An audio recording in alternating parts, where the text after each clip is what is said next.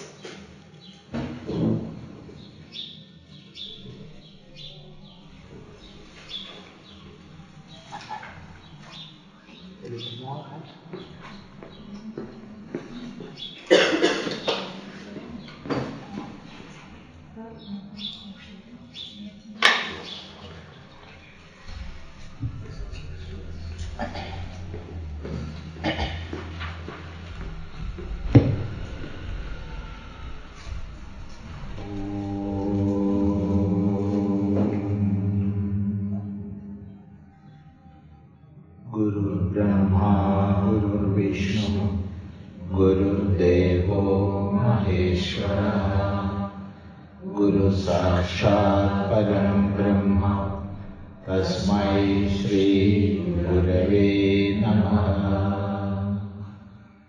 Om Sadashiva Samarambham Shankaracharya Madhyamam Asmadacharya Paryantam Vande Guru Paramparam.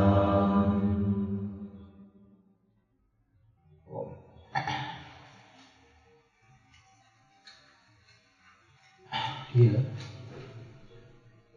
we started with a short discussion on the meaning of yoga. We are all practicing yoga.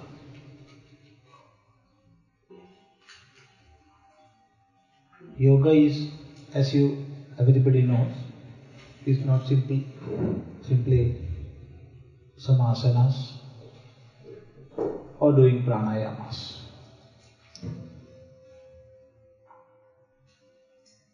It is a sadhana, it is a practice, it is a lifestyle,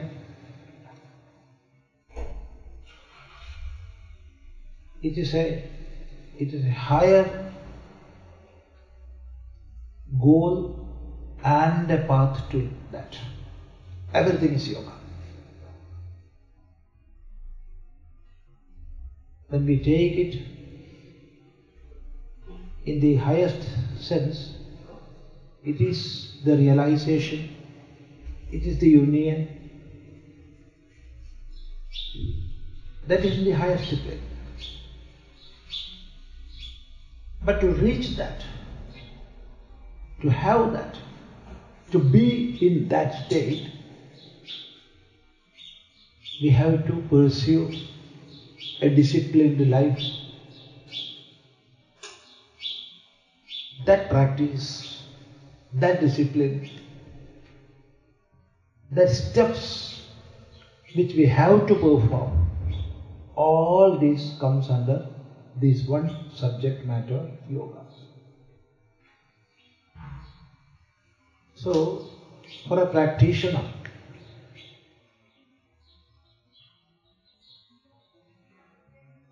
everything in his life is important.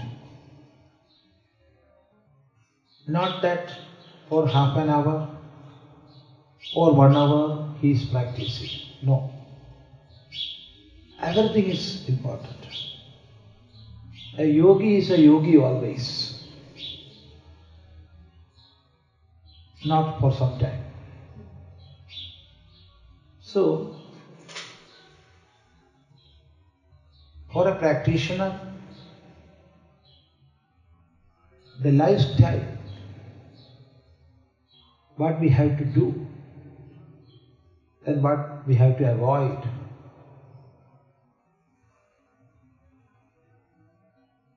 that is very important. Not only that, food habits.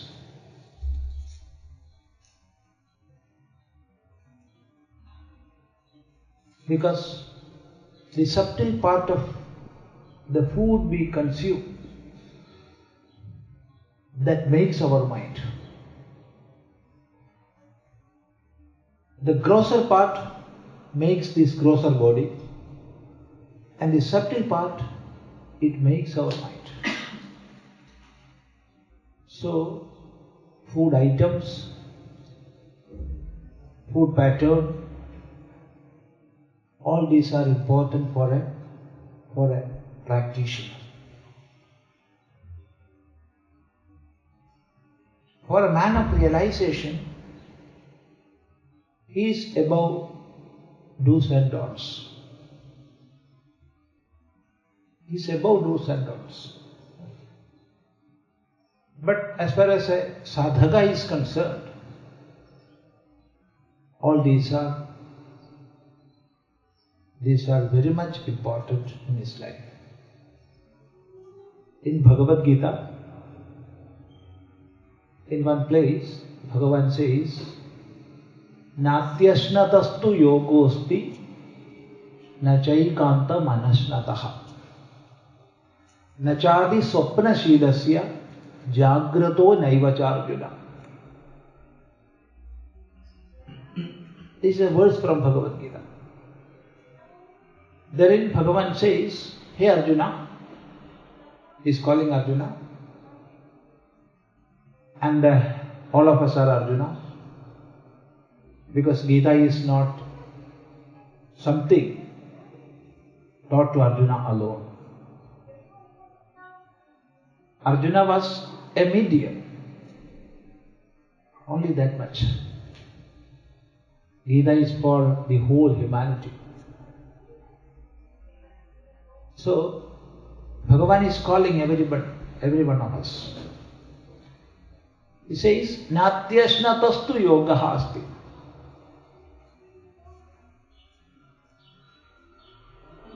For one who is atyashnan. Atyashnan means who eats too much. For him, he cannot attain yoga. Atyashnataha. For one who eats too much, to him, he cannot reach yoga.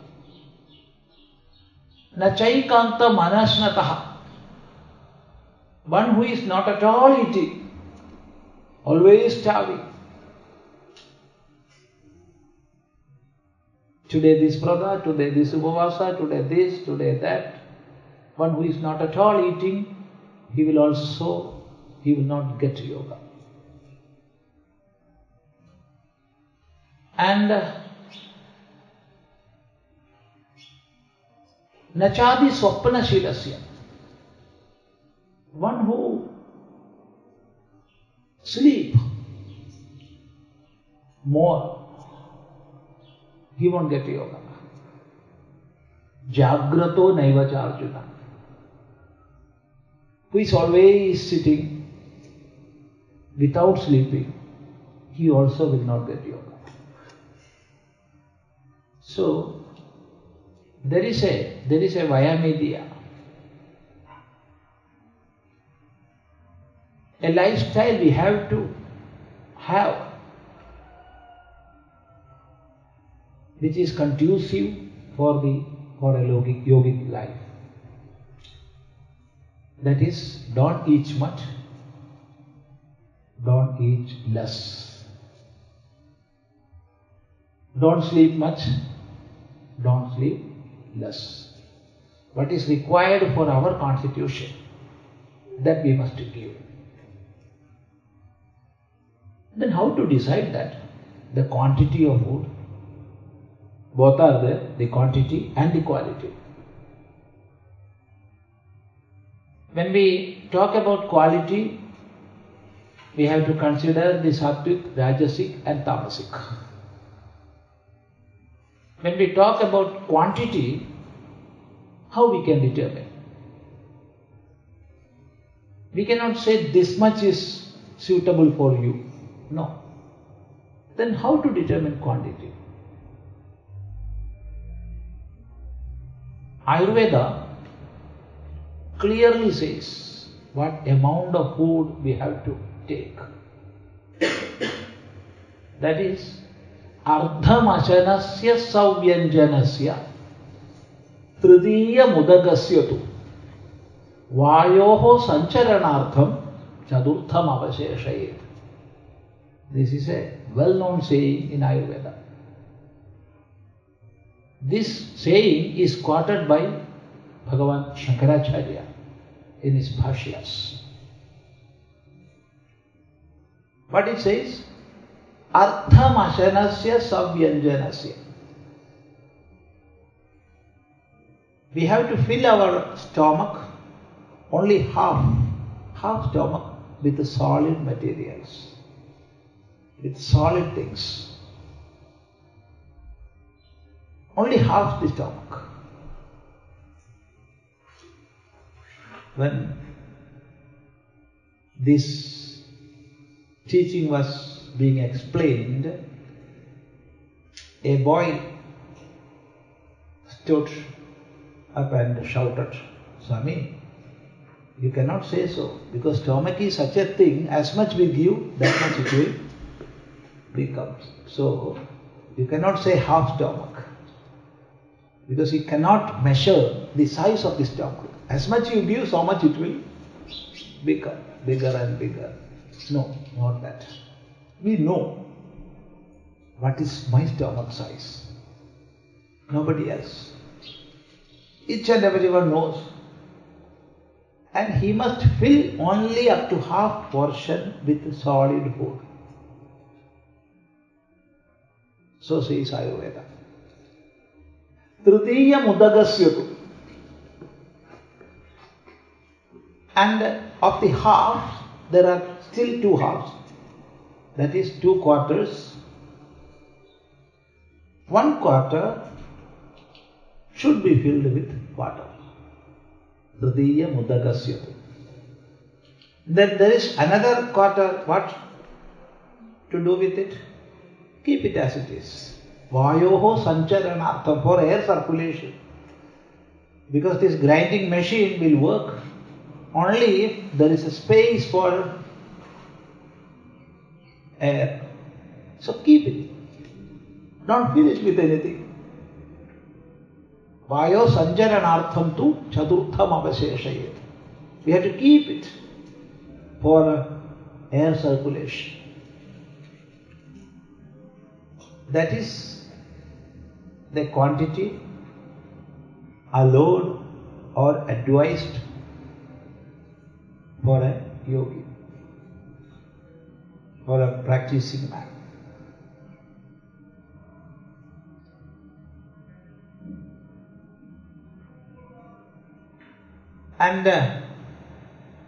And how many times?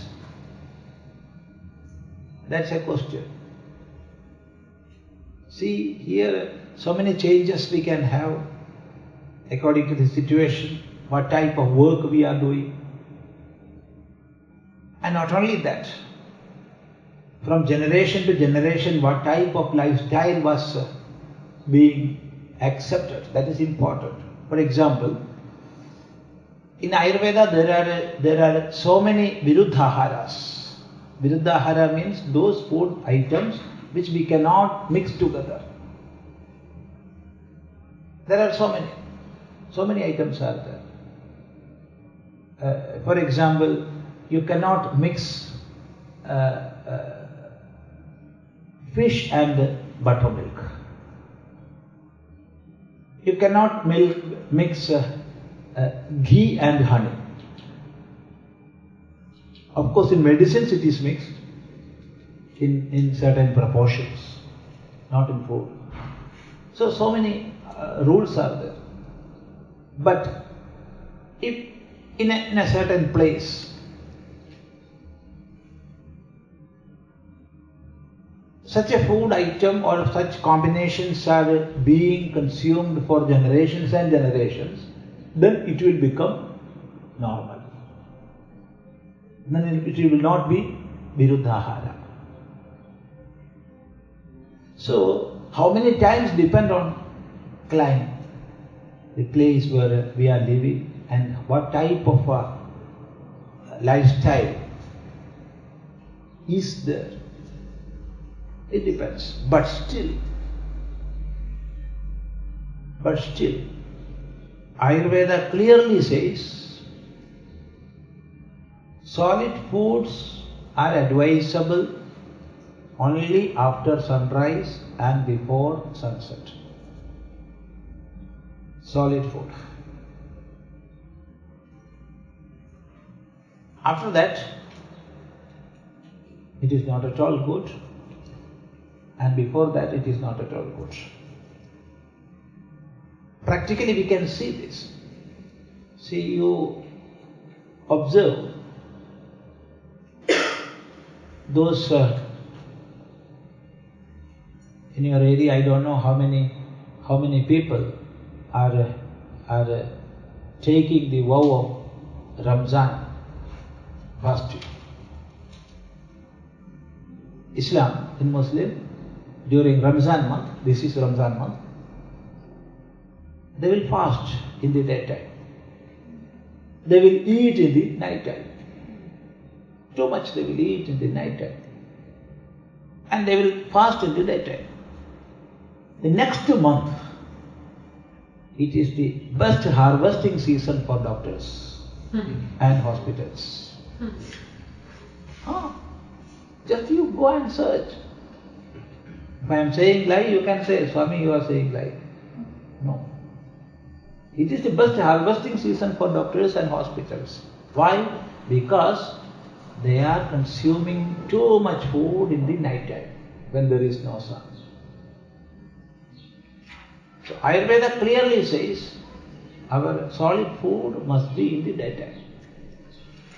So for a practitioner, this timing is also important.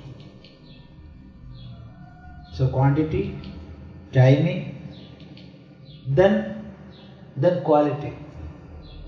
That is most important. The other day we spoke about sattvic and rajasic foods. A sadhaka must restrict his life as much as he can and consume sattvic food. If you are consuming too much rajasic and tamasic, we will not reach yoga. We cannot reach yoga. Even after consuming sattvic and rajasic and tamasic food, if somebody attains yoga, we can prostrate before him without any doubt, because he is such a great man, wonderful man.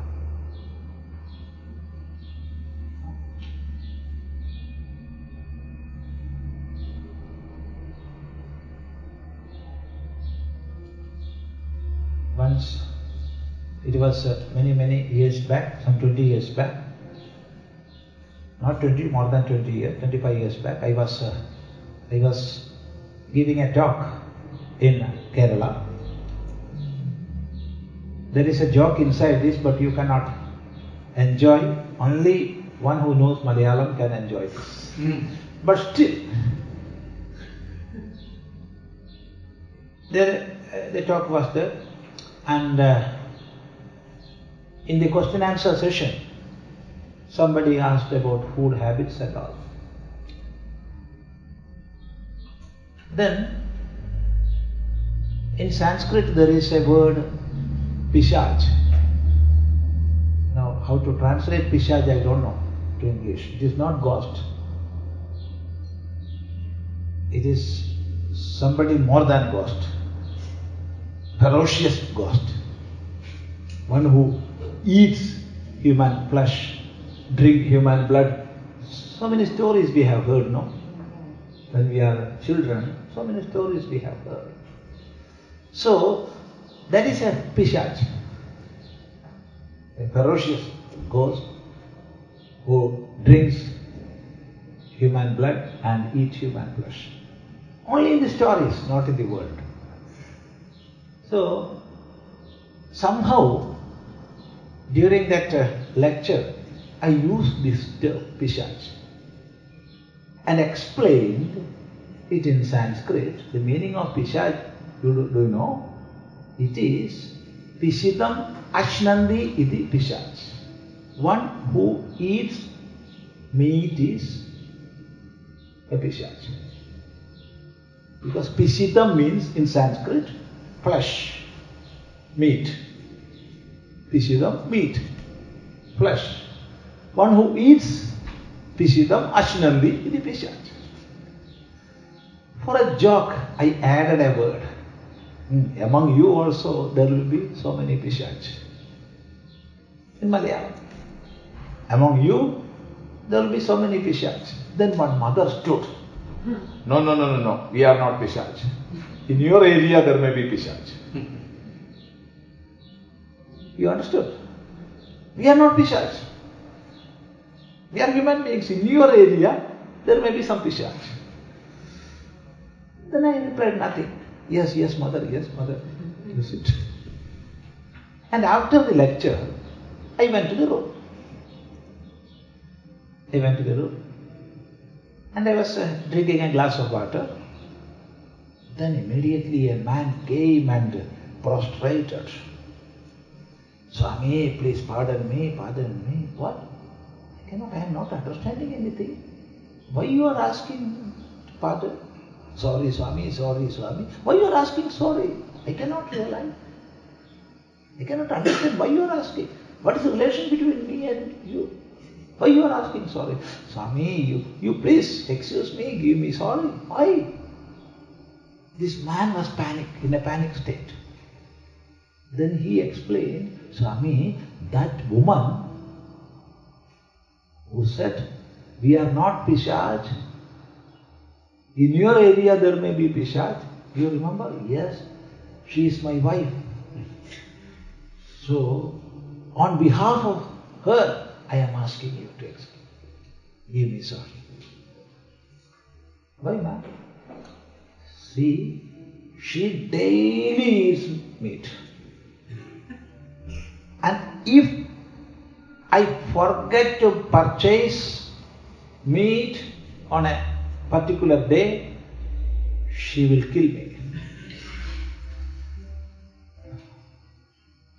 She will kill me. She will quarrel, she will make a whole mess of the home. So such a meat eater she is. Then I replied, I understood. She is eating meat. How, Swami? That is why she behaved so. Because that rajasic behavior,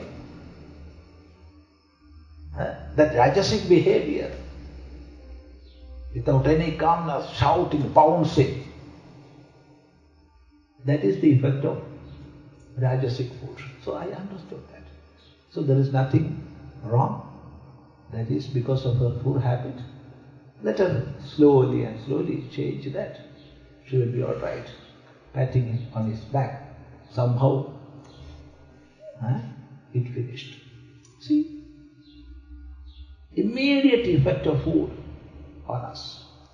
So a sadhaka must have this habit as much as he can or she can. Eat sattvic food. Avoid rajasic and tamasic. And because yoga is not something easy to get. Nowadays, we misunderstand that much. Sometimes we may sit for some time in some postures, Padmasana or this asana, that asana, and we may consider ourselves as yogis. And nowadays more than that. Many types of yoga are there. Many types of yoga are spreading. The other day I have heard of wine yoga. Many types of yoga. We do not know how. So many rishis are there in the world. Welcome. That is good,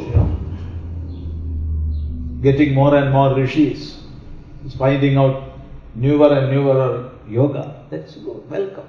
But still, it is a science, you see. It came from time immemorial. We cannot date the text of yogas. We cannot date. For example, Patanjali Yoga Sutra, when it came, we do not know. We do not know. For Patanjali Yoga Sutra, there is a commentary written by Vyasa. Not only that, even Bhagavan Sri Krishna quotes from Patanjali's Yoga Sutra in Bhagavad Gita. His date we cannot determine.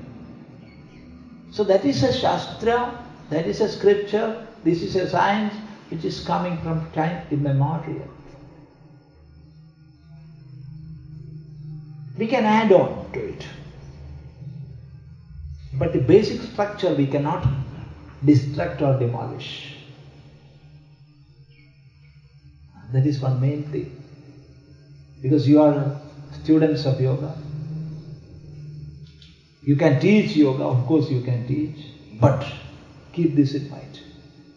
This is a Shastra. We can go up to certain limits, but we cannot cross the limits. That is most important. One day, a mother came to our ashram. She was not well. Actually, she came for some treatment in Tamil Nadu. And the doctor there who is treating her knew me. So he brought her to ashram. She was from Germany and she is a yoga teacher in Germany. She is a yoga teacher in Germany.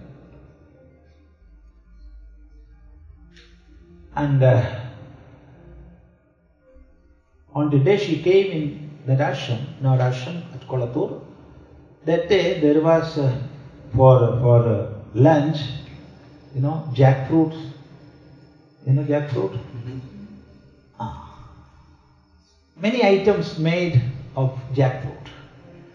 So she was having jackfruit for the first time in her life. So she took food. The quantity will be enough for 4 or 5 people. That much she ate. Because that much taste, She liked the taste. It was full stomach. And immediately after our lunch, I asked her, just for a talk. So you are teaching yoga? What type of teaching you are doing there? Then immediately, I couldn't help. Immediately she started showing Sarvangasana. With full stomach. With full belly, no? Not full. It's up to nose. With that she showed me Sarvangasana.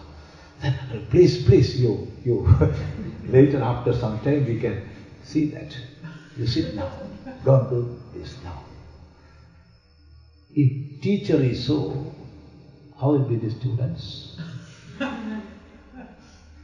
If this is the teacher, how students will become, I don't know. So, what I am saying is, this is a Shastra, this is a science. There is a tradition, and by our past deeds, good karmas, we happen to be students of a tradition. When we teach, we must You must always pay respect to the tradition. Of course, we have some freedom to move in with way, but never cross the lines of that limit, limiting line. Always we must keep this in mind. With that we can spread yoga in the world. And for that, one who is established in yoga, there is no do's and don'ts. But for a seeker, for a practicing one, all these are very, very important. So quantity, quality and lifestyle. See, always our dharmic personality, the person within us, he is looking on all our activities. Whenever we transcend the limit, he will tell from within, no, no. So obey him. Always we have to obey him. Otherwise, we will be in peril. We will be in troubles. All the tensions, all the stress we are having mainly are effects of not giving attention to the inner being. So, yogi's life must be systematic, a via media, never exceeding the limit, and it must be based on truthfulness. Because, see, in one of the Upanishads, it is in the Kena Upanishad, it is one of a major Upanishad. There comes a guru. The guru teaches his Shishya full Upanishad, Vedanta. What is the nature of the Supreme Truth? How to realize that? What it is? What is our nature? How we are one with that? All these Vedantic teachings he gives. Shishya, with all attention, listens. And finally, Guru concludes. Guru concludes the teaching. When Guru concludes, then Shishya asks a question. Please teach me Upanishad. Huh? What is this? Guru taught the whole of Upanishad, Vedanta. There is nothing more to speak.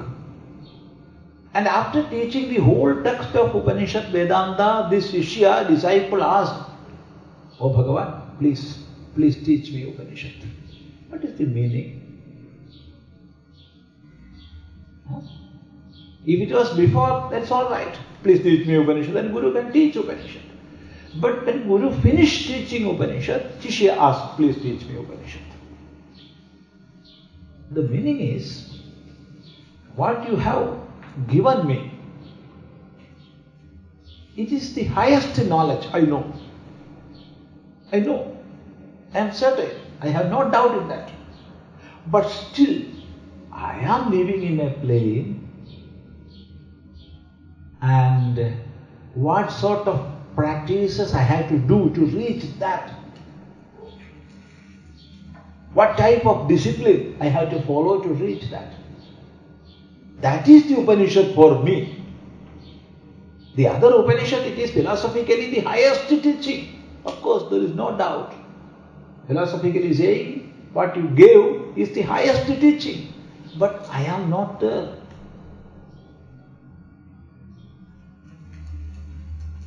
So, what type of discipline, what type of life pattern I have to accept to reach that? This is the meaning of the question. Realizing this, then Guru teaches, Tasyai tapodama karmeti pratishtha Veda sarvangani satyamayatanam. This is, in a nutshell, in a capsule form, Guru is giving the whole teaching. Tasyai. Tasyai means for her. That means to reach at the Upanishads. For her means to reach at the Upanishad, because Upanishad is feminine gender, is not masculine. Tasyai, to reach at Upanishad, tapodama karmeti pratishtha. There are 3 seeds for Upanishads. There are 3 seeds where Upanishad sits. So to have Upanishad within, we must have these 3 seats ready always. If we are inviting somebody to our home, we must keep ready a seat for him. When he comes, no, there is no seat for you, he will go back. In the same way, if we are inviting Upanishad and we want Upanishad to be established within us, we must keep ready 3 seats. What are these 3 seats? Tapo, Dhamma, Karma. First is tapas. Tapas. Simply translating tapas, we can translate as austerities or penance. Yesterday somebody asked about austerities. But when we explain what is tapas, it is controlling our own mind and sense organs. Manasas chendriyanam cha haikagryam paramam tapaha. So says Mahabharata. Manasas chendriyanam cha haikagryam paramam tapaha. That means controlling one's own mind and senses, that is tapas. That's the meaning of tapas.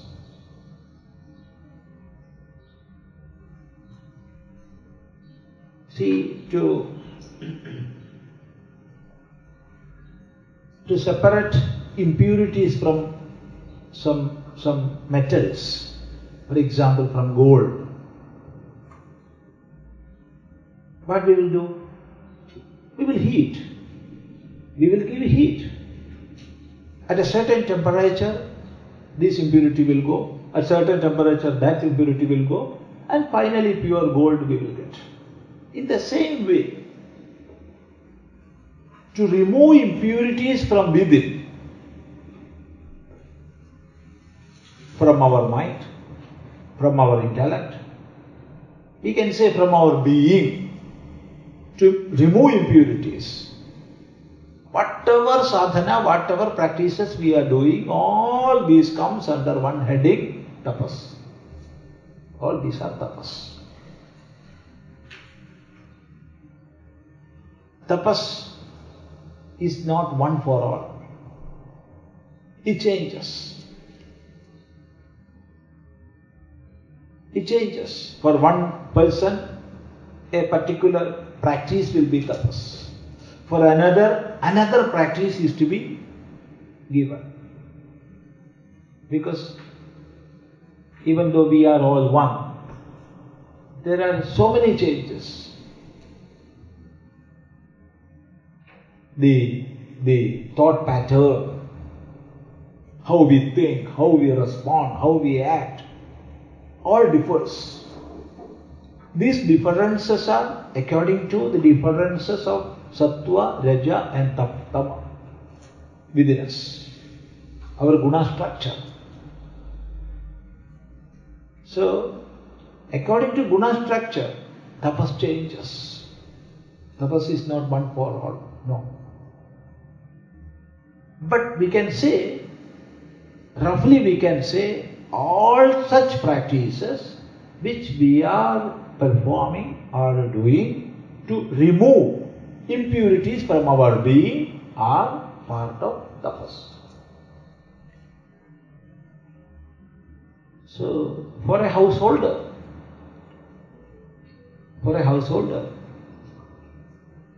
living a dharmic life, maintaining family well, doing one's own sadhana accordingly is tapas. For a student, studying is a tapas. For a student, studying is a tapas. Learning is a tapas for him. So it changes, it differs. And there are three types of tapas. One which we can do with body, the other which we can do with our words, then that which we can do with our mind. Three types of tapas, three divisions of tapas are there. Sharirikam, Vachikam, Manasikam. All these are to be discussed when we go in deep and detail. Let us not go that much. So tapas is the first seed we have to get ready for getting Upanishad. Tapas is not something speaking, but living. Then second, tapodama.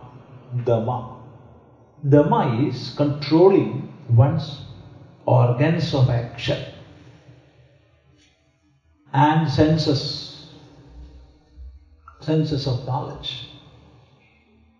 We have 5 karmendriyas and 5 jnanendriyas. So we have 10 indriyas in total, no? So controlling all these 10 indriyas, that is Dhamma. We have to control.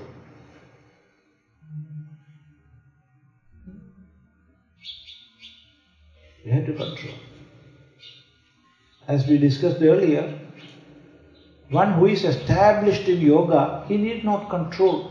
There is no requirement for controlling. But for a sadhaka, we must control. When I was a small boy, we were living in a village, and there was a man who was riding bulla cart. So he will collect all materials from the village and putting on his cart, he will go to next town. He will sell all things. Instead, in return, he will purchase so many items from that town and he will bring to village. That was his job. All the day, once in 2 days or 3 days, he will go and he would come back. So he will collect all materials from the village and he will put on the cart and he will go. While coming back, you will not believe this man will be sleeping on the cart. And these 2 bullocks, they will walk. Nobody need to ride them. Without going here and there, slowly they will come. And when they reach in front of his house, they will stand quietly. And in the morning only, this man will get up and he will let loose these bullocks. See? This is a fact. Just imagine seeing these. I also purchased 2 bullocks and I purchased a cart and I tied them and I slept on the cart. What will happen? What will happen? We can imagine. In that case, those bulls are trained for years and years. The same pattern of life they are following. They know where to stand, where to run, where to walk.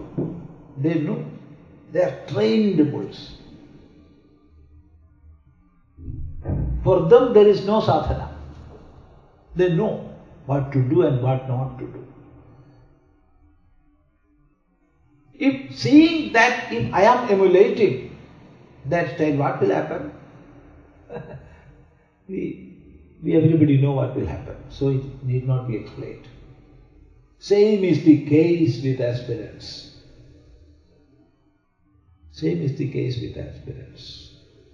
So, we must control our senses, our indriyas. Otherwise, what will happen? They will control us. Somebody must control, no? If we are controlling our sense organs, okay.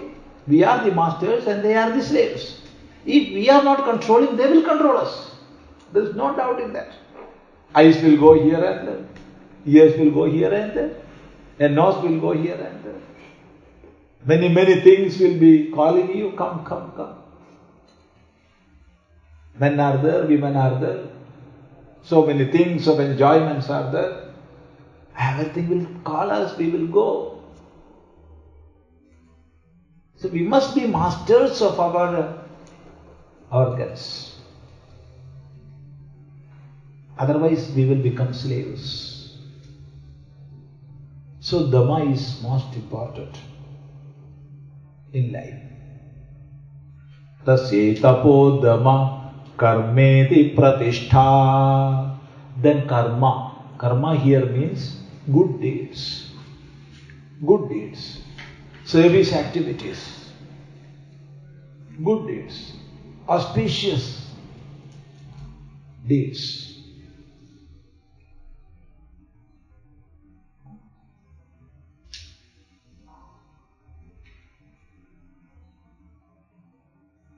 That is most important.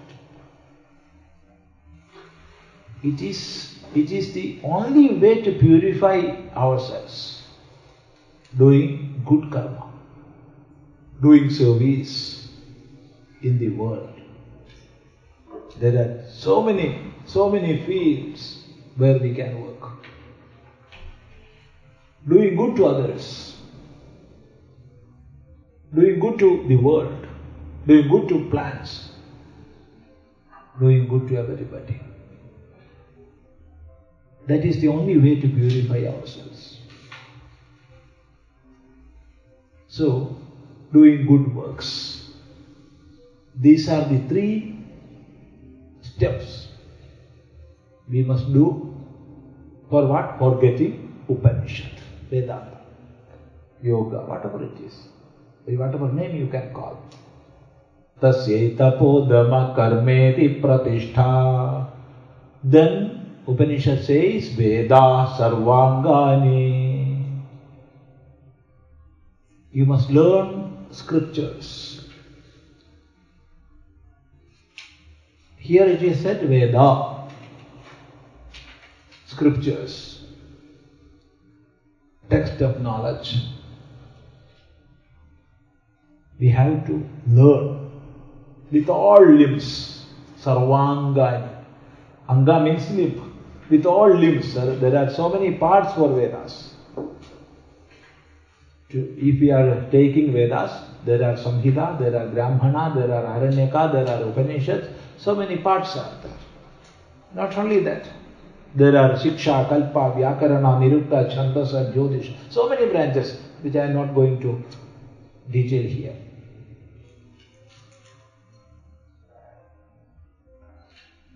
Basic thing is, there are so many things and so many knowledge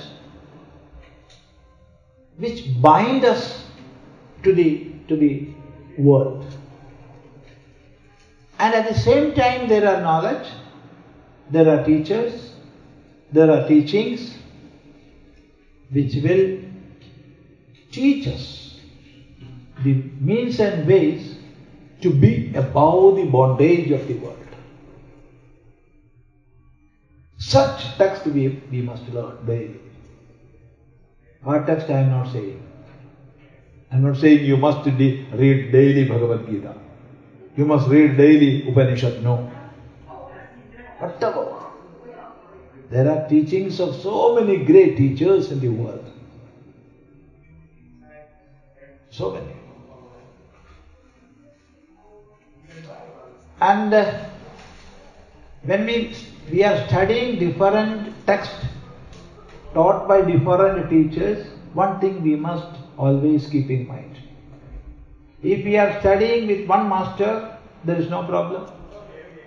If we are going to different masters, different teachers, different texts, different traditions, we must always keep in mind one thing. That is, Bahu Shastra Guru Pasanepi Saradanam Shakpadavat. Like a honeybee, we have to do this. Bahu Shastra Guru Pasane. If you are going to different types of scriptures and different acharyas, teachers, we may be studying Bible, we may be studying Quran, we may be studying Veda, we may be studying Bhagavad Gita, we may be studying this, that, so many texts. We have the right, but always keep in mind, if we are studying so many texts and we are hearing from so many teachers, we must always be like honeybees. They will go here and there. They will fly here and there. They will sit everywhere. But they will take honey from flower. Nothing else. Only the honey they will take it. And not only that. See, the honey in a particular flower differs from the honey of another flower. If the honeybee goes and takes the honey from one flower, again it will go to another flower and take the honey. Both are different.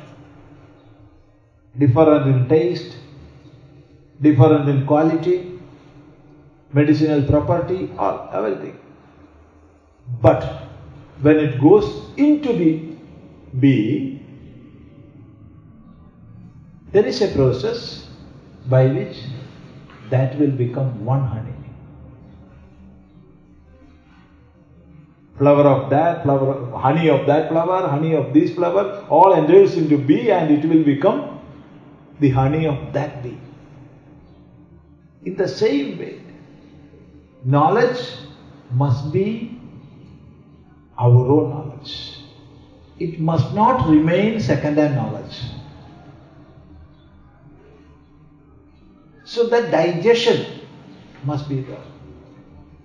We must digest and assimilate what we are hearing from many teachers. Otherwise, knowledge or part of knowledge which is not digested will create so many problems. Indigestion is a troublesome state, no? So that must not happen. That must not happen. So Bahushastra Guru Upasanepi Saradanam Shatpadavat. Then there is no problem. Because we are taking the essence. In the essence there is no difference. If you take that from Bible, if you take that from Bhagavad Gita, if you take that from Quran, if you take that from any text of the world, it will be the same. Whereas explanations will be different. Essence will be the same. So take that essence only. So keeping that in mind, we can learn Shastras. And finally Upanishad says, Satyamayatanam. Satyamayatanam. Ayatanam is the substratum. Very base of all is Satyam. Truthfulness.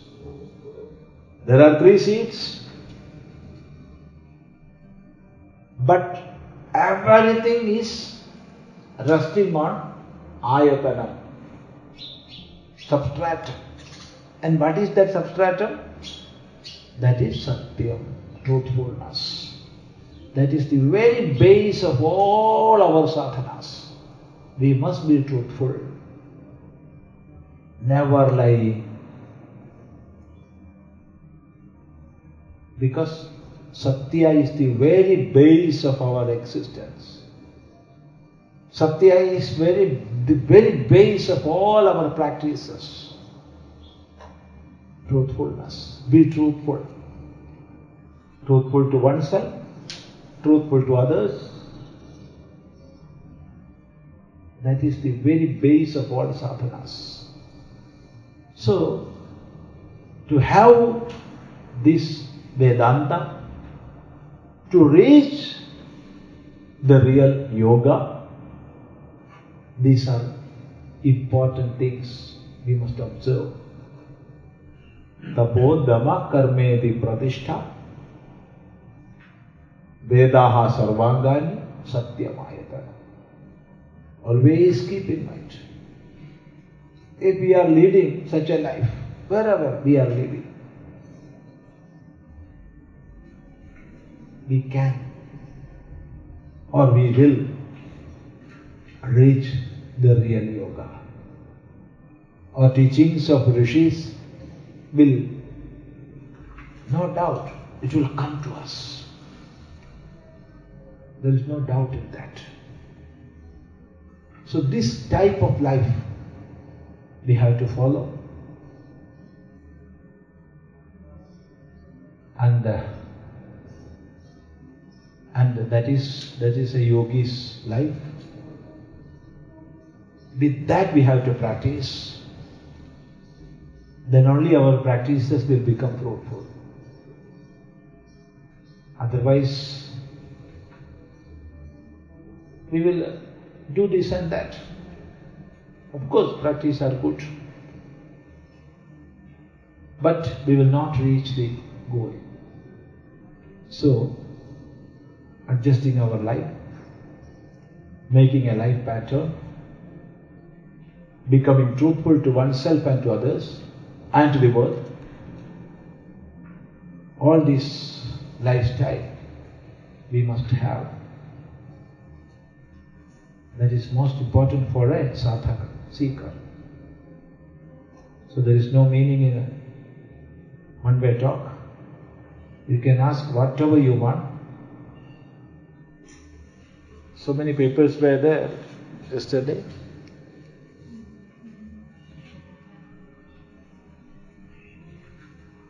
One question from one paper, no? So you can give that. Later we can take.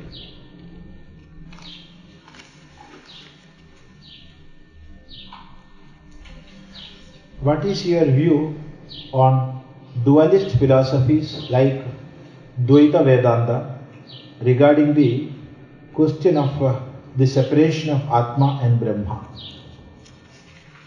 See,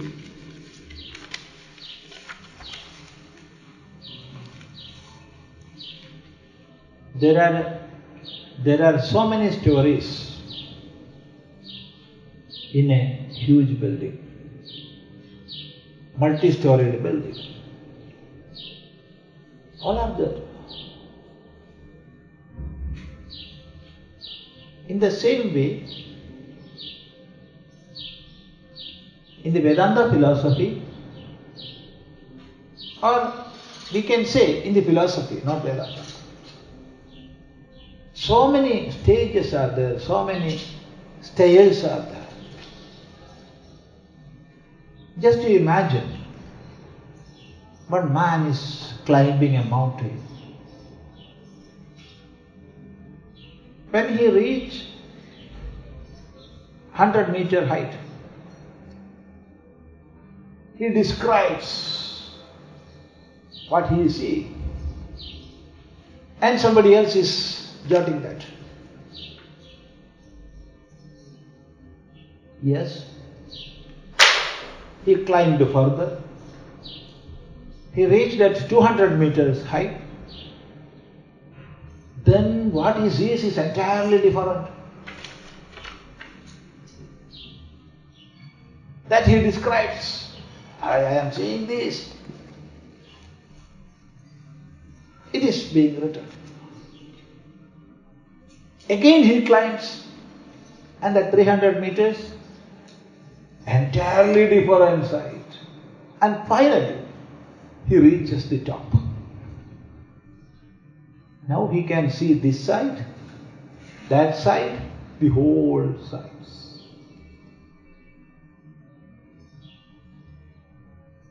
Here, descriptions varies. Once more, descriptions varies, changes. At one point of inquiry, the description is in one way, and at another point, it is entirely different. So there are so many philosophies in the world. Even in Dvaita philosophy, there are so many branches. So many. But Advaita is the top, where there is no inquirer and the inquired. Our inquiry will go up to that point. Till then we must inquire. Where the difference between the inquired and the inquirer vanishes. I am that. Aham Brahmasmi, Tattvamasi. I am that. There is no difference of inquirer and inquired. That is Advaita. That is the position of Advaita. So Advaita is not against any other darshanas. Advaita realizes there are so many stratas. In the same way, Dvaita is a must in this world. Vishishta Dvaita is a must in this world. All the philosophies we are having, we must have, because each and every person is of different viewpoint, caliber. The ability to imbibe differs. So many darshanas are there. So many. So Dvaita darshana is there. There, Ishvara and Jiva are different. Whereas in Advaita, the differences goes.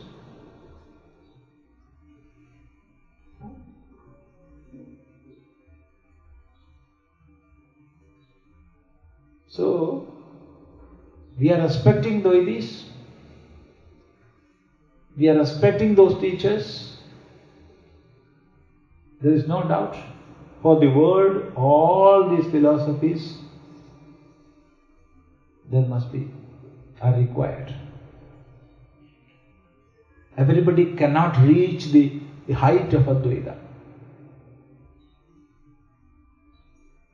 Everybody cannot accept Advaita because there is no difference at all. So there are so many stratas. Sanatana Dharma or the Vedic tradition, it accepts all these variants.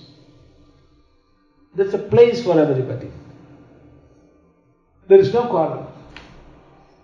If you are a Dvaiti, you can see it. You can have that belief. You can have your practices. Consider so. No, I am a Vishishta Dvaiti. All right, you can follow that. Because all these are stratas. Like so many steps in a ladder. There is no contradiction. There are differences. All differences are not contradictions. So we have to reach to a point where the difference of inquirer and inquired is not there. That is Advaita.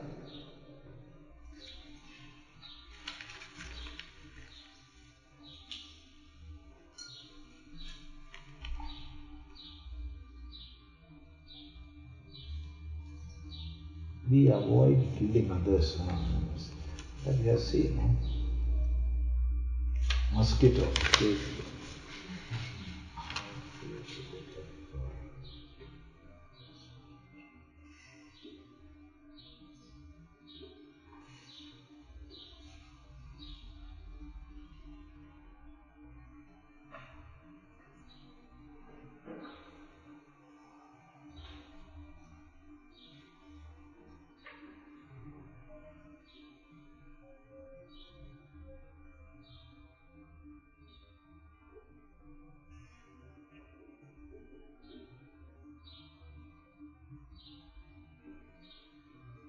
How do you do to get out of a desperate need of being loved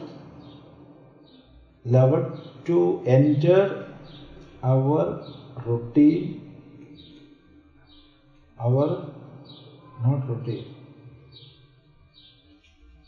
of bliss and love for every being? Don't try to be or don't want to be loved. Give love. What you give, that you will get. There is no doubt in that. Unbound, unlimited love. You give. Never expect back anything. When we are expecting back, that is not love, that is trade. That is trade. Give. What you give, you will get. You must get. There is no doubt.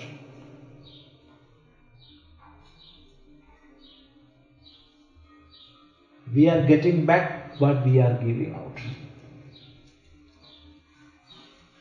There is no doubt in that. So love everybody. Love everything. Don't hate anybody. Never hate anything or anybody. Then a thief, you want to love a thief? Or a killer? Don't hate killer. Hate killing.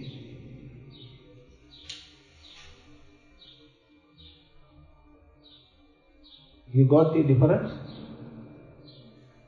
I will tell one example.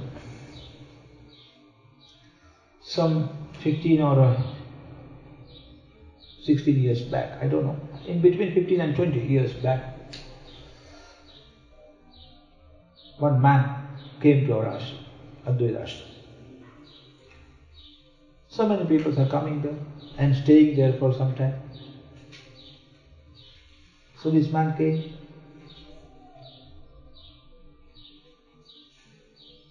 Even now I am remembering his shape and height and all. It's more than 6 feet high, more than that, and with a big body. And in course of our talk, he said me, he is a chronic AIDS patient. He is having chronic AIDS. And he got it from some woman. AIDS. He got it from some woman. Now, within him is boiling revenge. To whom? All women. Not one particular woman. So he is giving these aids to all. As much as he can, he is spreading this. He will not believe this. But this is true. I am saying the fact as it is. So he is spreading this AIDS as much as he can. As he is a very handsome man, he is succeeding in that. So many women are being attracted towards him. Then I embraced him, I patted on his back, and with closely I held him to myself and sat for some time. I don't know how. I am repeating, I don't know how, but somehow I could touch his heart.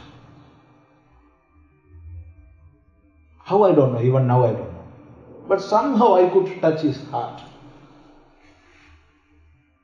Then this man started crying. Tears were flowing like anything. First he started sobbing, then crying. Loudly he was crying.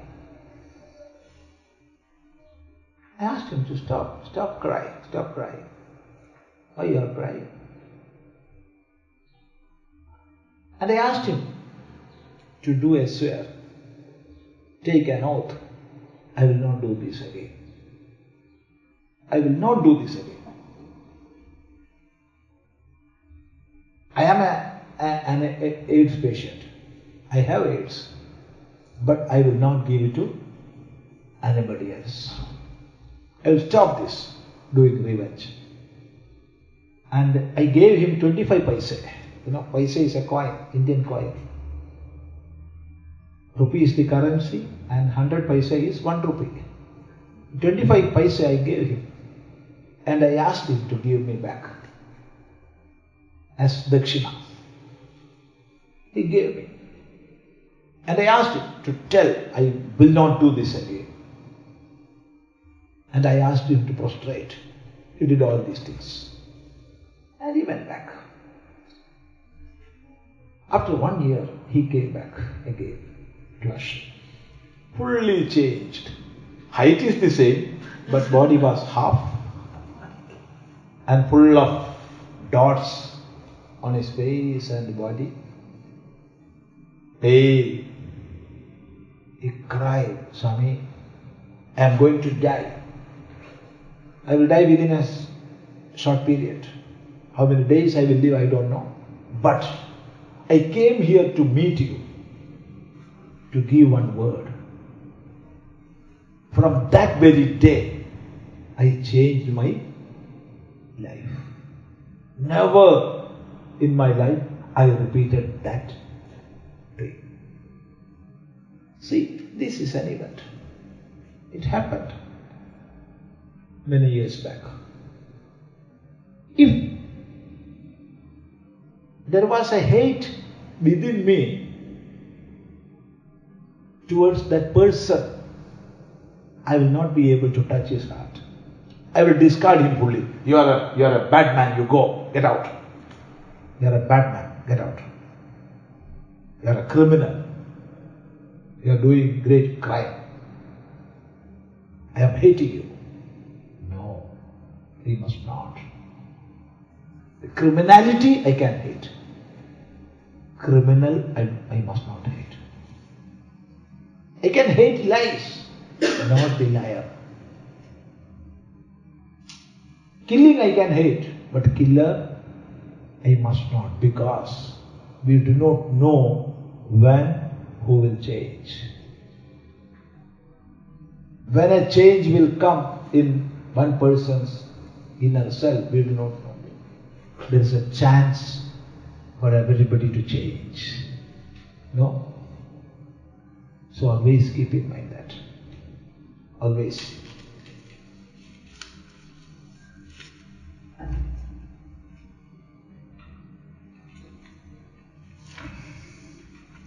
Tell us about time.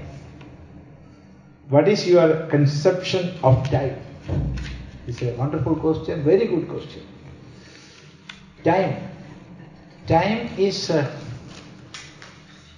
only, see how this world is manifested. There are two aspects of Maya. One is time and the other is space. Both are relative. Time is a relative thing.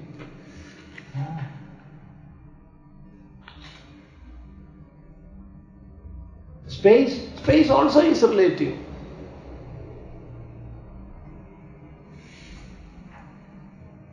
What's your opinion? Time and space are relative. In the final analysis, it won't stay. Time and space won't stay. Hey, what you are saying? Yes, I am repeating that. In the final analysis, time and space will not stay, because they are relative.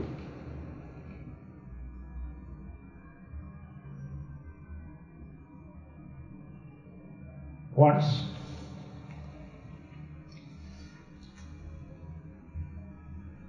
some illness was there, so I cancelled many programs and had nice rest in the ashram.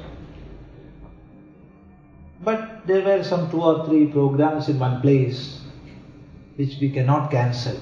That much important they were. So I told the organizers I will come. And I went there.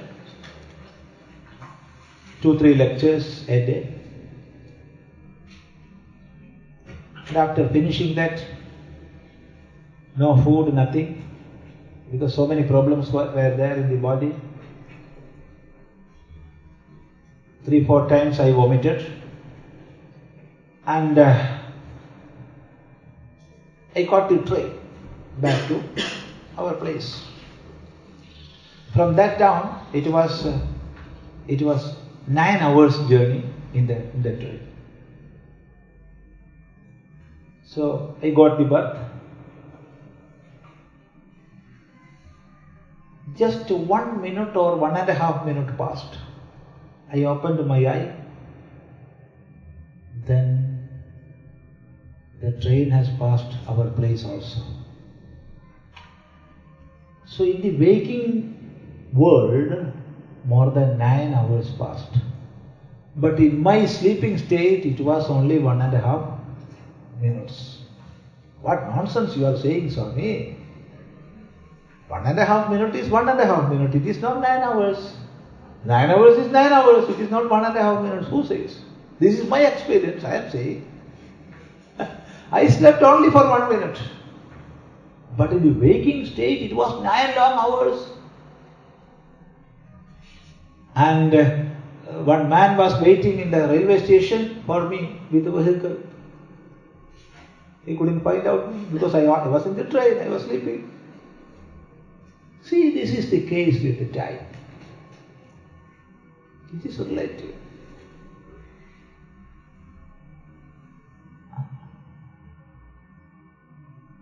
When we are enjoying this life, having all amenities, having no problems in life, no pressure, nothing, then we will feel time is flying like anything. If we are having some sickness, no money to live, hunger, thirst, nothing to do with, so many problems, problem from this corner, that corner, then we will think, no, time is not moving.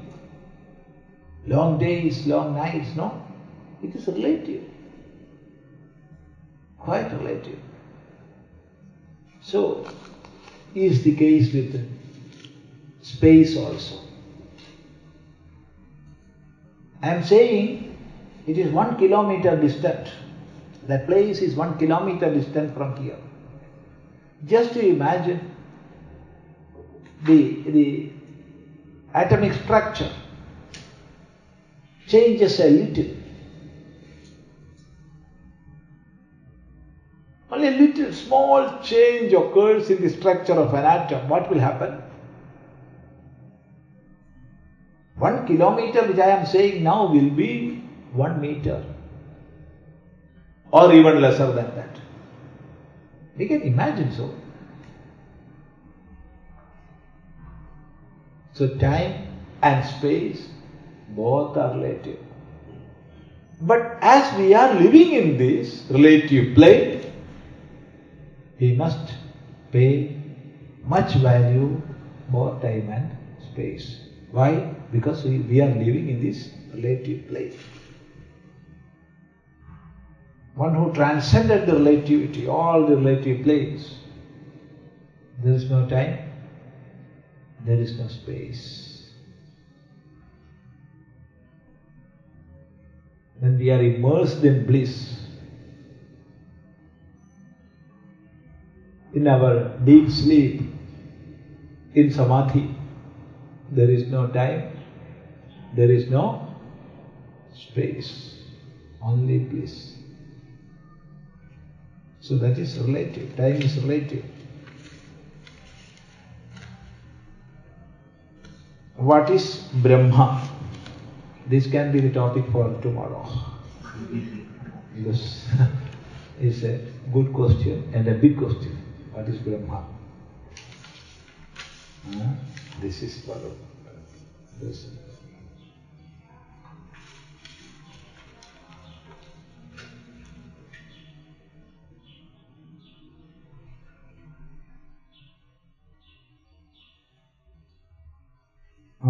The Tao says the master acts without doing anything. How do you explain this? That is true. The slave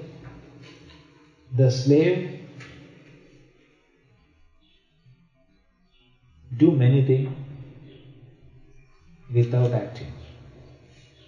I am doing this, I am doing that, so many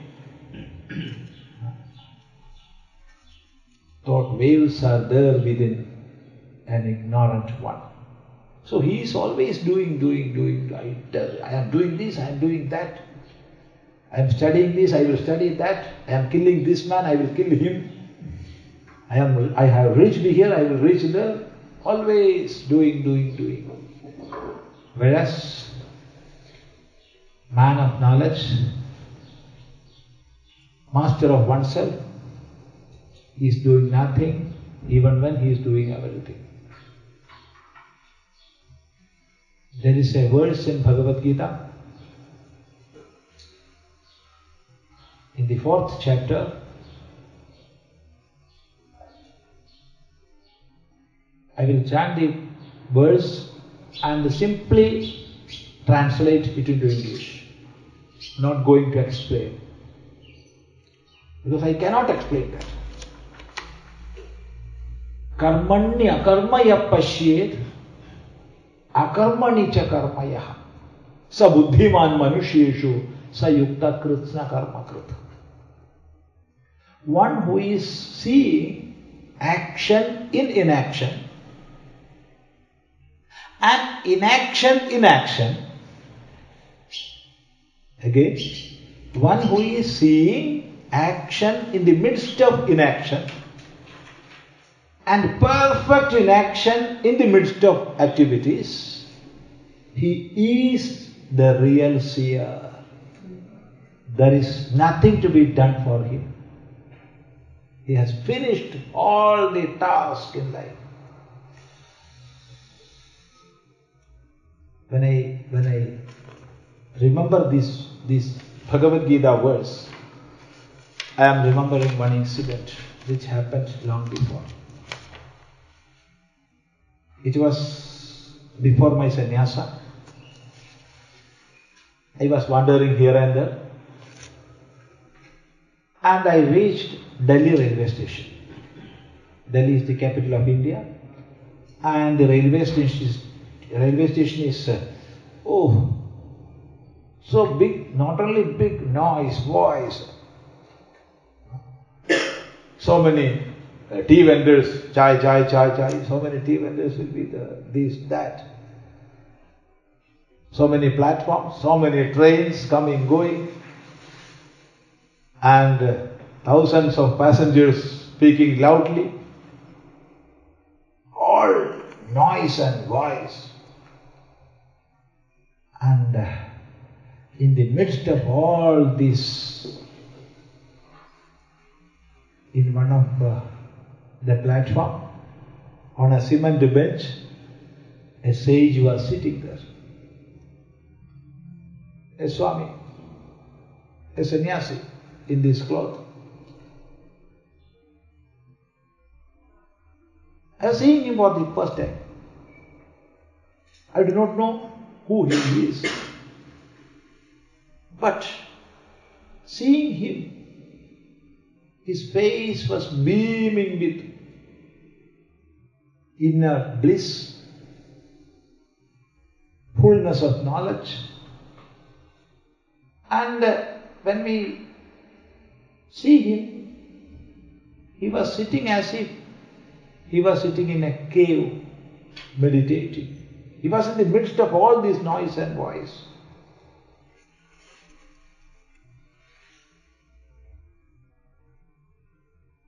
How, I don't know. In those days I was not Swami Chidananda Puri. That was before my accepting sannyasa.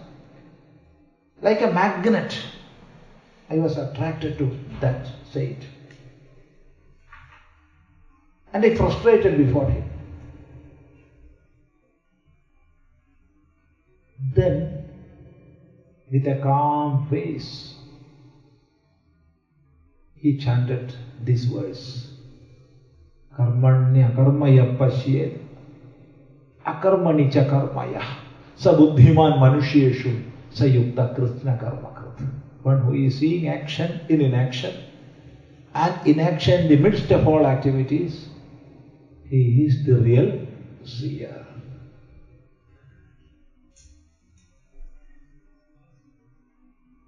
Then he felt nothing, stopped, kept mum, without any word. Then again I prostrated and went. What else? Because there was a question within, and that was answered. I got the answer. Then why to be there? I don't know who he is.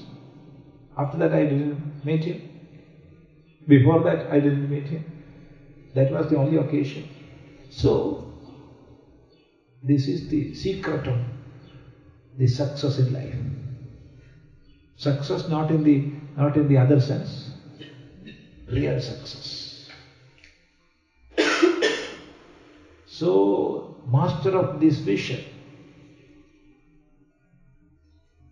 one who knows, is above all activities. So he can do everything without being involved, without being entangled. He is free always. In the midst of activities, he is free. Whereas the ignorant man is bound, even though he is not at all doing anything.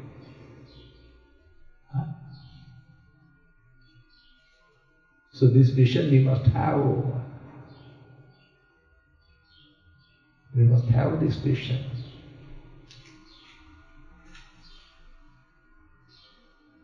Seeing inactive entity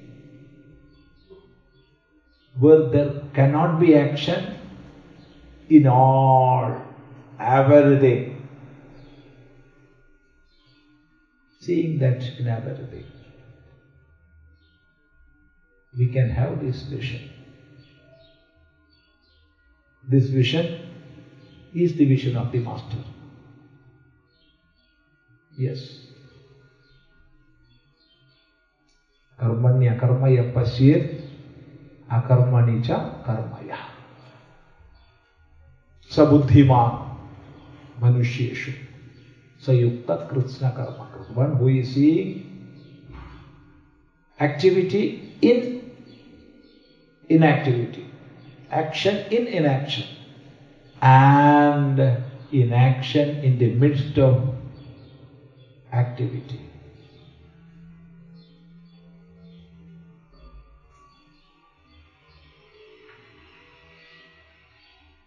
We are sitting, we are living on a ball which is moving 1800 kilometers per hour. That is this Mother Earth. But we are not feeling. All the organs are working. Body is working, mind is working, intellect is working. All sense organs are working, but not I am. I am not doing anything. I am above all these activities. Because I am the self by which everything is pervaded. I am not limited being. I am the unlimited entity which is giving existence to everything else. Existence absolute cannot move. I am that. One who has that knowledge is above all activities. Just contemplate on that again and again. Very inscrutable is the subject, but still, with the help of gurus and shastras, we can reach that. Yes, we can conclude.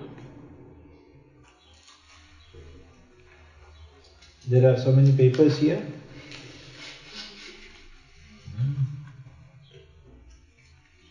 Yes, we can see. We can take one by one. These are good questions.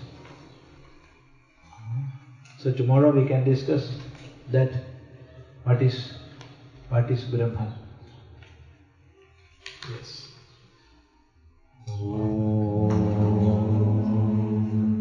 Gurur Brahma, Gurur Vishnu, Gurur Devo Maheshwara, Guru Sakshat Param Brahma, Tasmai Shri Gurave Namaha.